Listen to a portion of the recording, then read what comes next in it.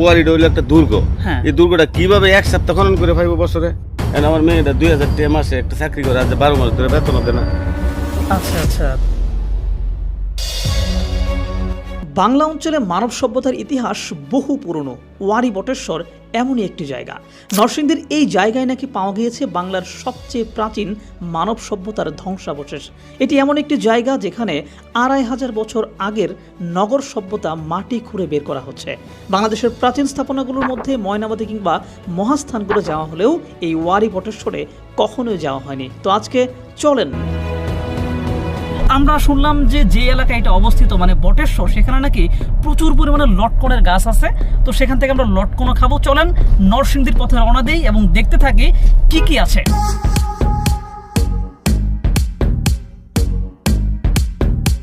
তো বটেশ্বরের পথে হচ্ছে আমরা এরকম চমৎকার লটকনের গাছের দেখা পেলাম। ভাবলাম যে খুব কাছ থেকে আপনাদেরকে একটু দেখাই যে এইভাবে গাছের ভিতর লটকন ধরে থাকে এবং এটা কিন্তু খুবই পুষ্টিকর একটা ফল এবং এই নরসিংদী অঞ্চল থেকে এটা ঢাকায় যায়, ঢাকায় আমরা খাই। তো আমরা হচ্ছে সরাসরি গাছ থেকে পেরে কিছু লটকন খাইলাম।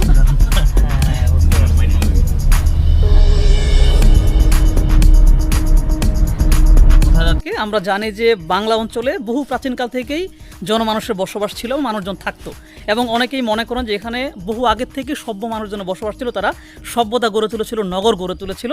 তো এরকম একটা সবচেয়ে পুরাতন যে জায়গা সেটা হচ্ছে ওয়ারী বটেশ্বর। মূলত ওয়ারী জায়গাটা এটা হচ্ছে নরসিংদীতে অবস্থিত।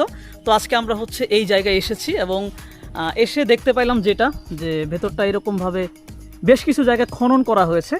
তবে কষ্টের ব্যাপার হচ্ছে এই জায়গাতে খনন করে অনেক কিছু পাওয়া যাচ্ছে, সেই 2500 বছর পুরনো ব্যবহার্য বিভিন্ন জিনিসপাতি পাওয়া যাচ্ছে এবং এমন প্রমাণ পাওয়া গেছে যে এখানে একটা বাণিজ্য নগরী ছিল, এটা একটা দুর্গের মতো ছিল এবং এখানে খুবই উন্নত মানের পদ্ধতিতে হচ্ছে মানুষজন বসবাস করতো এবং এটার মাধ্যমেই সেই সমসাময়িক আর্যদের সময় যখন পুরো ভারতে আর্যদের একটা শক্তিশালী অবস্থান ছিল, সেই সময় আমাদের এই অঞ্চলে শক্তিশালী অবস্থানে ছিল এরকম কিছু বিভিন্ন জায়গায় দুর্গ বা মানুষজন। তবে এই জায়গাটা নিয়ে আমার বেশ কিছু প্রশ্ন আছে যে আসলে এত সময় লাগতেছে এটা খনন করতে এবং এইটাকে কেন্দ্র করে আশেপাশে যে রাস্তাঘাটগুলো আরও সুন্দর করা যেতে পারতো বা অনেকগুলো কাজ নাকি ঝুলে আছে। তো এখানে যারা আছেন ঠিক এই যে মানে উন্মুক্ত যে জায়গা হচ্ছে খনন কাজ করা হচ্ছে তার সামনে যে বাড়িটি আছে, এই বাড়িতে হচ্ছে 1937 সাল থেকে যে পরিবারটি বসবাস করেন সেই কাকার সাথে কথা বলবো। কাকার আপনার নাম কি? আমার নাম মোহাম্মদ রতন মিয়া। মোহাম্মদ রতন মিয়া।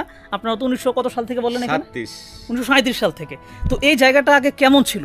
এই জায়গাটা আমার দাদারা দেখছে একটা জঙ্গল ছিল। ছিল পুরো অঞ্চলটাই তো মোটামুটি অনেক গাছপালা, অনেক গাছপালা, বাট এটারও বেশি ছিল।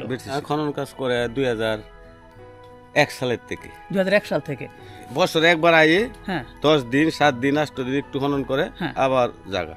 এক বছর যদি 10 দিন আর 8 দিন খনন করে ওয়ারী বটেশ্বর, ওয়ারিটা হইলো একটা দুর্গ। এই দুর্গটা কিভাবে এক সপ্তাহ খনন করে পাইবো বছরে? সেটাই তো, একটু বেশি সময় নিয়ে খনন করা দরকার, রাস্তাঘাটের ওপেন করা দরকার, মানুষের জমি জমার যে ঝামেলা আছে এগুলি ভাঙা দরকার। আপনাদের কোনো জমি এর মধ্যে চলে গেছে? আছে। ওটার জন্য কোনো ক্ষতিপূরণ কিছু দেয় নাই? কিছুই দেয় নাই, বাট দখল তো করে আছে। দখল করে আছে। আমাকে বলছে যে সময় বেড়াটা দিব ওই সময় বলছে অস্থায়ী ভাবে আমি দিতেছি, পরে স্থায়ী ভাবে আপনাদেরকে যেটা আপনারা নিবেন গা, আমারটা আমি নিয়ে যাবো। এখন এটা নেয় না, কইলে বন্ধ করে রাখেন, এটা খোলার দরকার নাই। আমার মেয়েটা 2000 টাকা মাসে একটা চাকরি করে, আজ 12 মাস ধরে বেতন দেয় না। আচ্ছা আচ্ছা আচ্ছা, মানে এখানেই চাকরি করে বাট 12 মাস ধরে বেতন পাচ্ছে না। 12 মাস ধরে বেতন। আবার রাস্তাও দিছে আপনাদের বাড়ির উপর দিয়ে? রাস্তাও দিছে আমার বাড়ির উপর দিয়ে, সেটার জন্য কিছুই দেয় না। তাহলে এটা তো আসলে একটা মানে ঝামেলায় মনে হচ্ছে। ঝামেলা। আবার জাদুঘরটা কোথায় করতেছে? বটেশ্বরে জাদুঘর করে। ওয়ারিতে জিনিসপত্র পায় আনতে টুয়াটা এনে বটেশ্বর রাখে, হ্যাঁ জাদুঘর করে। জাদুঘরটা এখানে হইলে তো ভালো হইতো। হ্যাঁ হইলে ভালো হইতো না? মানে এখান থেকে পাচ্ছে, এখানে জাদুঘর হওয়া উচিত, কিন্তু এখানে হচ্ছে। তো আপনাদের কোনো দাবি কি আছে যেটা তাড়াতাড়ি করার জন্য কিছু বলতে চান এরকম? হ্যাঁ, যদি করাতে করবো, করলে তো ভালো, করলে ভালো। রাস্তাঘাট করে এটা যদি করে করবো। আচ্ছা আচ্ছা, তার মানে একটা ব্যাপার তো বুঝতেই পারলেন যে আসলে এই জায়গাটা খুঁজে পাওয়া হয়েছে, খুঁজে পাওয়ার পরে এখানে কাজও শুরু করা হয়েছে, কিন্তু কাজটা খুবই ধীর গতিতে চলে। আসলে এই কাজগুলো হয়তো আস্তে ধীরেই করা হয়, কিন্তু ওনাদের দাবি হচ্ছে এটা বেশি ধীর গতিতে করা হচ্ছে। মানে বছরে 7 দিন মাত্র এটা খনন কাজ করা হচ্ছে এবং খনন করে এখানে বেশ কিছু কূপ পাওয়া গেছে এবং ওই জায়গায় হচ্ছে একটা দুর্গের মতো কিছু একটা পাওয়া গেছে যেখানে হয়তো বা প্রাচীন বিভিন্ন ব্যবহার্য জিনিসপাতিও পাওয়া গেছে এবং এই জিনিসগুলো নিয়ে একটা জাদুঘর বানানো হচ্ছে, যেটা হচ্ছে মূলত বটেশ্বর। এখান থেকে 5-7 মিনিটের পথ, সেখানে সব কিছু রাখা হচ্ছে। তো আমরা হচ্ছে এখন ওই যে ওয়ারী যেইটা, সেখান থেকে বেরিয়ে বটেশ্বরের যে জাদুঘরটা বানানো হচ্ছে, সেখানে যাওয়ার চেষ্টা করছি। এখন যাই দেখবো যে ওইখানে আসলে কিছু আছে কিনা, কারণ আমি ভাবছিলাম ওয়ারিটা মনে হয় অনেক খনন করে ফেলছে, এখানে মনে অনেক কিছু আছে, আসলে তেমন কিছুই পাই নেই। এখন যা যা এখানে পাওয়া গেছে সেইটা ওই জাদুঘরে থাকার কথা। তো চলুন যাই, এই জাদুঘরটা দেখে সেখানে আসলে কি কি আছে। আমরা হচ্ছে বটেশ্বর জাদুঘরে আসছি, কিন্তু কপাল খারাপ, এটা হচ্ছে বন্ধ অবস্থায় আছে। এবং ওই যে ভেতরে যে ছোট্ট একটা ঘর দেখা যাচ্ছে, ওটাই হচ্ছে মূলত জাদুঘর। ভেতরে একটু সুন্দরভাবে গোছানো আছে। তো আমরা চেষ্টা করতেছি যে এখানে যিনি দায়িত্বে আছেন তার বাসা নাকি খুব কাছেই, এবং তিনি একটু আগেই নাকি হচ্ছে তালা মেরে চলে গেলেন, যদিও এটারও বেশিক্ষণ খোলা থাকার কথা। তো চেষ্টা করে যোগাযোগ করতেছি, দেখি উনাকে নিয়ে আসতে পারি কিনা, তাহলে ভেতরে গিয়ে আপনাদেরকে দেখাবো যে ভেতরে আসলে কী কী আছে। তো দুঃখের ব্যাপার হচ্ছে এই জাদুঘরের ভিতরে এখন কিছুই নাকি রাখা হয় নাই, তো ভেতরে কিচ্ছু নাই, তবে এটা নির্মাণাধীন আছে। এবং যে সমস্ত জিনিসপত্র ওয়ারিতে পাওয়া গেছে সেটা হচ্ছে এখানে একজনের বাড়িতে রাখা আছে। যতটুকু শুনতে পাইলাম যে হাবিবুল্লাহ পাঠান নামে একজনের বাড়িতে হচ্ছে নাকি ওই যে প্রাপ্ত জিনিসপত্রগুলো রাখা আছে। তো আমরা হচ্ছে চেষ্টা করবো এখন ওই বাড়িতে গিয়ে কিছু দেখা যায় কিনা, চলুন সেখানে যাই।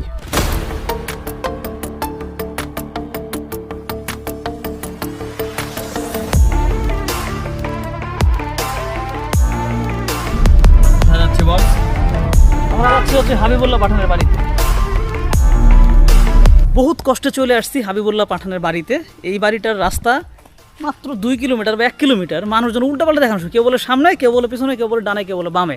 তো শেষ পর্যন্ত আমরা একজন সাইকেল চালাচ্ছিল, একজন কাকা, তার পিছনে পিছনে এই বাড়িতে আসলাম এবং কাদা টাদা মারায় সেই বাড়িতে ঢুকতেছি। জানি না কিছু পাবো কিনা, তবে তো একটা তথ্য আপনাদের দেই যে এই বাড়ির যেই হাবিবুল্লাহ পাঠান, তার যে বাবা হানিফ পাঠান, উনি প্রথম এই অঞ্চলে কোনো একটা কিছু খনন করতে গিয়ে এরকম প্রাচীন কিছু নিদর্শন পেয়েছিলেন, যেখানে তিনি রৌপ্য মুদ্রা পেয়েছিলেন। তারপর তিনি হচ্ছে এখানে খনন কাজ করার জন্য বিভিন্ন নিবন্ধ লেখেন, আর্টিকেল লেখেন, এবং তারপর থেকে কিন্তু এটা খনন করে এই জিনিসগুলো পাওয়া হয়।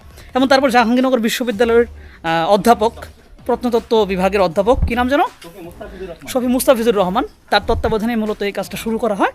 এখন দেখা যাক যে এইটা পরবর্তী সময়ে একটা জাদুঘরের রূপ নেয় কিনা, বা এখানে আসলেই ওই রকম কিছু পাওয়া যায় কিনা যেটা এই অঞ্চলকে পর্যটন নগরীতে বা পর্যটনের এলাকা হিসেবে গড়ে তুলবে। দেখি বাড়ির ভিতরে কিছু আছে কিনা, দেখে আসি। তো অবশেষে আমরা সেই বাড়িতে এসে পৌঁছাইছি। হাবিবুল্লাহ পাঠান, মূলত হাবিবুল্লাহ পাঠানের বাবা হানিফ পাঠান যিনি ছিলেন, তিনি হচ্ছে এই অঞ্চলে ঘুরে ঘুরে তার মানে জীবদ্দশায় 1933 সালের দিক থেকে শুরু করে 1901 সালে তার জন্ম, তিনি অনেক কিছু সংগ্রহ করেছেন। এবং তার মানে আলোচনা থেকে কিংবা তার খুঁজে পাওয়া থেকেই পরবর্তী সময়ে কিন্তু ওয়ারিতে বড় ধরনের খনন কাজ শুরু করা হয়, এবং সেটার থেকে এখন অনেক কিছু পাওয়ার একটা সম্ভাবনা তৈরি হয়েছে। তো এই যে ঘরটা দেখতে পাচ্ছেন, এখানে তার ব্যক্তিগত বিভিন্ন কিছু সংগ্রহ করে রাখা আছে, সেই মানে বহু আগের আমলের বিভিন্ন জিনিসপাতি ইত্যাদি ইত্যাদি। তো এটা কিন্তু একজন মানুষের যেই মানে ইতিহাস সম্পর্কে সচেতনতা, এই ব্যাপারটা কিন্তু অনেক বেশি প্রকাশ করে। এবং আমরা তারপরে দেখতে পাই তার যে ছেলে হাবিবুল্লাহ পাঠান, তিনিও হচ্ছে এই ব্যাপারটাকে অনেক বেশি প্যাট্রোনাইজ করেন, এবং যে কারণেই কিন্তু তাদের মাধ্যমেই এই ওয়ারিতে যে সুপ্রাচীনকালে বা 2500 বছর আগে কোনো একটা দুর্গ ছিল, এই ব্যাপারটা নিয়ে তারাই কিন্তু প্রথম মানে কথাবার্তা বলেন, এবং তাদের মাধ্যমে কিন্তু এটা হচ্ছে দেশবাসী জানতে পারে, এবং তারপরে এটা কিন্তু খনন কাজ পরিচালনা করা হয়।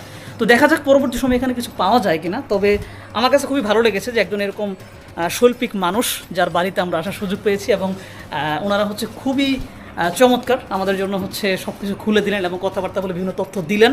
তো আমরা আরেকটু ঘুরে ঘুরে দেখি যে আসলে এখানে আর কি কি আছে। তবে এখানে সে একটা কথা শুনতে পাইলাম যে এখানে যে সমস্ত সংগ্রহশালা আছে বা যে জিনিসগুলো সংগ্রহে রাখা আছে, এগুলো ওনার ব্যক্তিগত জীবনে বিভিন্ন জায়গা থেকে প্রাপ্ত তার বিভিন্ন কিছু সংগ্রহ করে রেখেছেন, কিন্তু ওয়ারিতে খনন কাজের পরে যে জিনিসগুলো পাওয়া গেছে সেই ব্যাপারগুলো নাকি এখানে নাই। তো সেগুলো আসলে যার তত্ত্বাবধানে এটা করা হচ্ছে তিনি হয়তো কোথাও রেখেছেন, বা ওভারঅল খনন কাজটা শেষ হয়ে গেলে হয়তো সেগুলো দিয়ে পরবর্তীতে একটা জাদুঘর বানানো হতে পারে। কিন্তু আমাদের খুবই ইচ্ছা ছিল যে ওয়ারিতে যে জিনিসগুলো পাওয়া গেছে সেইটা দেখার, কিন্তু এখানে এসেও আমরা সেই জিনিসটা দেখতে পাইলাম না। তবে ওই বাড়িটা দেখতে পাইলাম যেই বাড়ির মানুষ এই ওয়ারির সন্ধান দিয়েছে। তবে আমরা চাই, যেহেতু বাংলা অঞ্চলের সবচাইতে প্রাচীন যে নিদর্শনগুলো পাওয়া গেছে এইখানে, তো এইটা আরও বেশি গ্লোরিফাই করা হোক, এবং এখানে এক্স্যাক্টলি কেমন ছিল মানুষজন, তারা কী করতো সেটা আরও ভালো করে প্রকাশ করা হোক, এবং এইটা নিয়ে যে জাদুঘরটা হবে সেই জাদুঘরটা অনেক বেশি সমৃদ্ধ হোক, এবং এখানে আসার জন্য যে রাস্তাঘাট সেইটাও আরও বেশি সুন্দর হোক, এবং এই অঞ্চল কেন্দ্রিক কিন্তু এইটাকে ভিত্তি করে একটা বড় পর্যটন কেন্দ্র গড়ে উঠতে পারে। আমি আশপাশে দেখলাম প্রচুর লটকনের বাগান, কাঁঠালের বাগান ইত্যাদি, মানুষ লটকনের প্রতি একটা বড় আকর্ষণ আছে।